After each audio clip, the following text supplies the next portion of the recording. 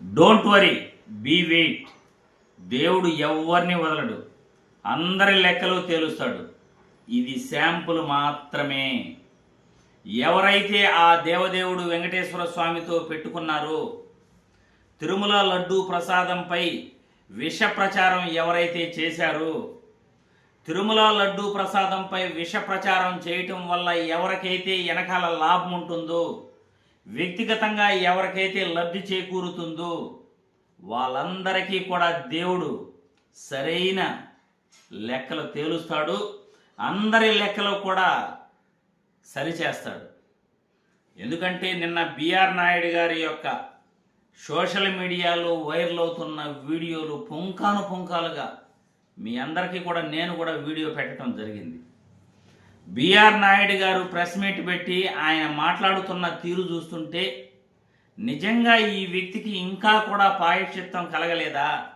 ఆ దేవదేవుడు ఇటువంటి శిక్ష వేసినా కానీ, సమాజంలో ఈ వయసులో పరువు పోతున్నా కానీ ఇలా కూడా మాట్లాడుతారా? బహుశా డబ్బు గర్వం కావచ్చు, కానీ ఆ దేవుడైతే ఎవరిని వదలడు. బిఆర్ నాయుడు గారు, మీరు ఆ దేవదేవుడు సమక్షంలో కూర్చున్నారు అని మీరు మరవకండి. నాకేంటి అవసరం, ఇక్కడ కూర్చోవాల్సిన అవసరం ఏముంది, నాకు హైదరాబాదులో బిజినెస్లు ఉన్నాయి అని అంటున్నారు. మరి ఎవరండి మిమ్మల్ని రమ్మనింది ఇక్కడికి చైర్మన్గా? మీ ప్రమేయం లేకుండా చైర్మన్ పదవి ఎలా వచ్చింది? మీరు మీ బిజినెస్లే చూసుకోవచ్చు కదా. ఆ దేవదేవుడు వెంకటేశ్వర స్వామి చైర్మన్ పదవి పుచ్చుకోవాల్సిన అవసరం మీకేముంది? 7 కొండలు కాదు, వెనకాల 8వ కొండ ఉంది అని అంటున్నారు. 8వ కొండ ఉందా? ఎక్కడుంది? ఆ కొండ ఏదో చింత అని అంటున్నారు. ఎందుకు వస్తాయి ఇలాంటి పరాచకాలు? భగవద్గీత గురించి మాట్లాడుతున్నారు, 50 కోట్లు ఖర్చు పెట్టారు అని. 50 కోట్లు భగవద్గీతకి ఖర్చు పెట్టారు, అంతవరకైతే బాగుంది. భగవద్గీతలో ఏముంది? మళ్ళీ వెటకారంగా తప్పుడు మాటలు. ఎందుకు వస్తాయి అలాంటి మాటలు దేవదేవుని సమక్షంలో కూర్చుని?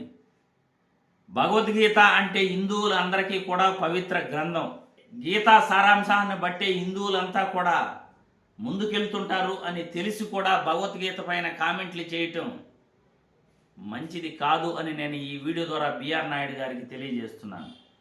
తిరుమల లడ్డూ ప్రసాదంపై కల్తీ జరిగింది అని మామూలుగా మాట్లాడలేదు. జంతువుల కొవ్వు కలిసిందన్నారు, చేపల కొవ్వు నూనె కలిసిందన్నారు, పంది కొవ్వు కలిసిందన్నారు. అయోధ్యకు పంపిన 1,00,000 లడ్డూల్లో కూడా జంతువుల కొవ్వు, పంది కొవ్వు, చేప నూనె కలిసిందని విష ప్రచారం చేశారు. ఎన్డీడీబీ రిపోర్ట్లు ఎక్కడ జంతువుల కొవ్వు కలిసినట్టు ఎక్కడ ఒక్క పదం కూడా లేదు. సస్పెక్టెడ్ అడల్ట్రేషన్ అనే ఒక్క పదాన్ని పట్టుకుని మీ ఇష్టానుసారంగా మీకు ఏది కలిపారనుకుంటే అది కలిపేశారు అని ఇష్టానుసారంగా దుర్మార్గమైన ప్రచారం ఆ దేవదేవుడు వెంకటేశ్వర స్వామి ప్రసాదంపై మీరు చేశారు.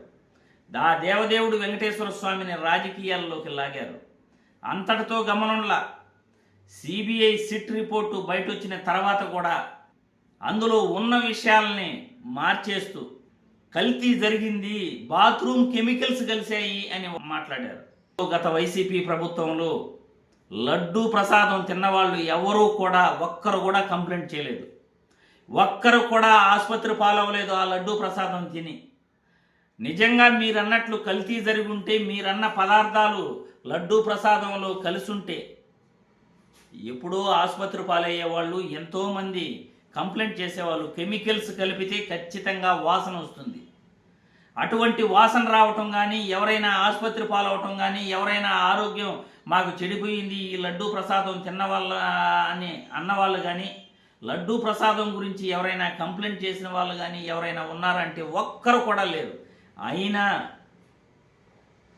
జూలై 7వ తేదీ, జూలై 12వ తేదీ 2024లో ఏఆర్ డైరీ నుండి వచ్చిన 4 ట్యాంకర్లను ఎన్డీడీబీ రిపోర్ట్స్ పంపించి అందులో జంతువులు కొవ్వు కలిసిందని ప్రచారం చేసి ఆ 4 ట్యాంకర్లు వెనక్కి పంపించేస్తున్నాము అని మీడియా ముఖంగా చెప్పి, అదే 4 నెయ్యి ట్యాంకర్లను మళ్ళీ వైష్ణవి డైరీ ద్వారా తిరుమలకు రప్పించి ఆ నెయ్యిని వాడేశారు. ఇదంతా పాపాలు కదా. ఇది దుర్మార్గమైన ప్రచారం చేసింది మీరే. మీ ప్రభుత్వంలో వచ్చిన నెయ్యి ట్యాంకర్లను గత ప్రభుత్వంపై నెపం నెట్టింది మీరే. మళ్ళీ నోటికొచ్చినట్లు మాట్లాడతారు. కనీసం ఆ దేవదేవుడితో రాజకీయం చేస్తున్నాము అనే ఒక్క రవ్వ కూడా మనసుకి తట్టలేదు.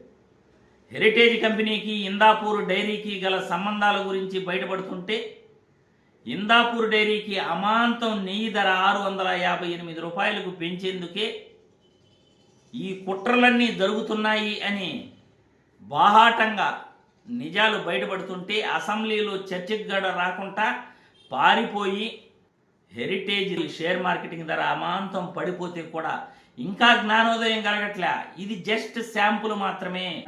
సోషల్ మీడియాలో బిఆర్ నాయుడు గారి వీడియోలు వైరల్ అవుతున్న వీడియోల ద్వారా కానీ, హెరిటేజ్ కంపెనీ షేర్ మార్కెటింగ్ ధర పడిపోయినా కానీ, లేకపోతే రఘురామకృష్ణరాజు కబడ్డీ ఆడుతూ కింద పడిపోయి ఎముకలు ఇరిగినా కానీ, ఇది జస్ట్ శాంపుల్ మాత్రమే. ఆ దేవదేవుడితో రాజకీయం చేస్తే ఫలితం చాలా చాలా ఉంటుంది. ఇది జస్ట్ బిగినింగ్ మాత్రమే, జస్ట్ శాంపుల్ మాత్రమే. Don't worry, be wait.